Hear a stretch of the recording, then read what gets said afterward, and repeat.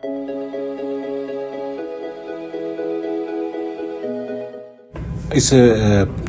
Procedure में देखें कि आप इसमें एक वायर को एक्सेस किया गया है और एक खून की बड़ी नाली जिसको हम इंफीरियर वेना कैवा है उसमें वहाँ जाते हैं।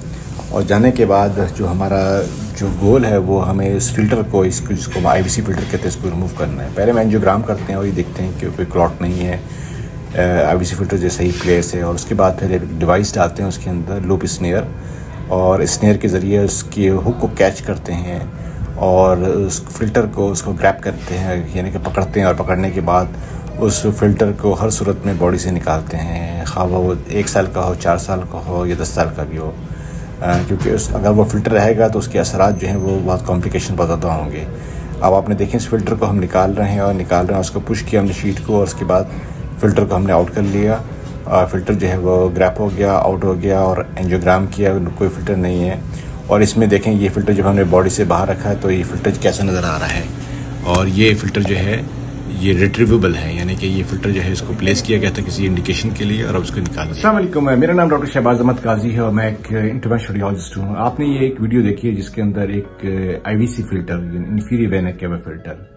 इंफीरियर वेना कैवा फिल्टर जो होता है एक फ़िल्टर होता है उन लोगों को जिनको उनके टांगों के अंदर जब उनके क्लॉट्स डेवलप होते हैं, जिनको DVT कहते हैं, और बाज़ औक़ात वो DVT जो होता है यानी कि जो क्लॉट होता है वो वहाँ से टूटता है या वो माइग्रेट करता है, और बाज़ औक़ात वो जो है जाके चेस्ट के अंदर जाके फंसता है और उससे पेशेंट जो है उसको सांस लेने तकलीफ होती है, चेस्ट पेन होता है, और उसके बाद पेशेंट जो है बाज़ औक़ात सडन कार्डियक अरेस्ट में भी जाता है इसके अंदर। तो जो IVC फिल्टर होता है ये एक डिवाइस होती है, एक फिल्टर है जो नीचे से जो खून आ रहा होता है उसको रोकता है उसको। तो आमतौर पे वो लोग जिनको जब उनको DVT होती है और कोई ऐसी वजह हो जिसके अंदर उनको खून पतला करने की दवाई नहीं दी जा सकती, जैसा कि उसको हम कहते हैं कि काउंटर इंडिकेशन टू एंटीकोगुलेशन, यानी कि पेशेंट जो है वो जस्ट रिसेंटली उसकी सर्जरी हुई है और उसके बाद उसको ये क्लॉट डेवलप हो गया है, लेकिन उसको हम खून पतला करने वाली दवाई नहीं दे सकते। तो उस सूरत हाल के अंदर जो है पेशेंट जो है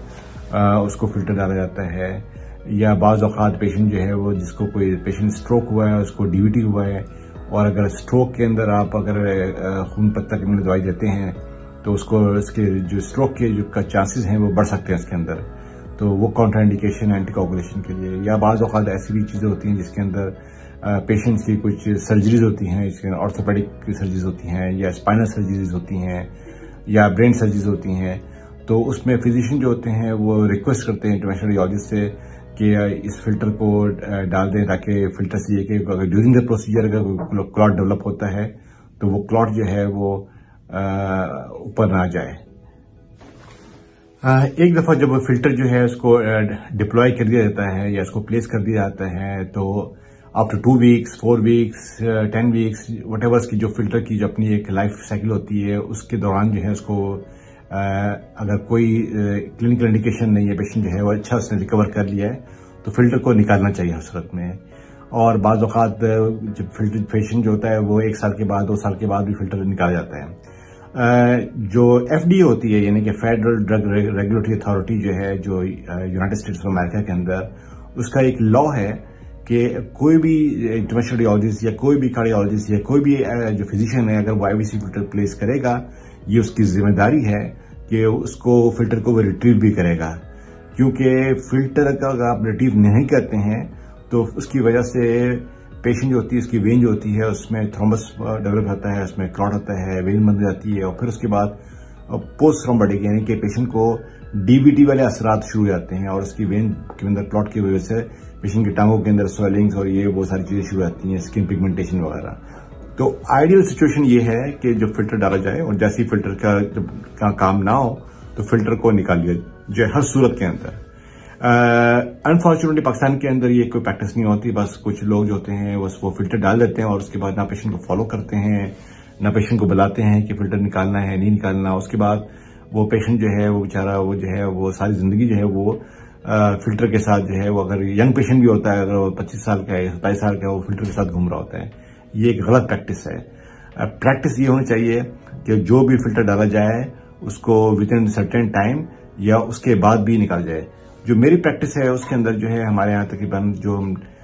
जो मुश्किल से मुश्किल फिल्टर जो है 14 साल पुराना फिल्टर है वो भी हमने निकाला है, जो मुख्तलिफ लेजर के जरिए हम निकालते हैं। बाज़ औक़ात जो नॉर्मल फिल्टर्स होते हैं वो हम लूप स्नेयर के जरिए निकालते हैं, जो आपने इस वीडियो में देखा है। इसके अलावा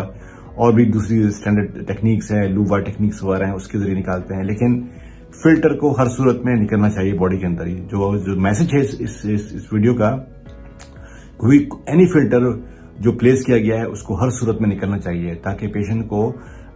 पोस्ट थ्रोम्बोटिक चेंजेस नहीं होने चाहिए। तो ये चीज बहुत इंपॉर्टेंट है और इसको समझना चाहिए, और उसके एक शऊर जो है लोगों के अंदर एक डेवलप होना चाहिए कि आईवीसी फिल्टर जो है जब उसको प्लेस किया जाए तो उसको विद इन सर्टेन टाइम के अंदर उसको हर सूरत में निकलना चाहिए।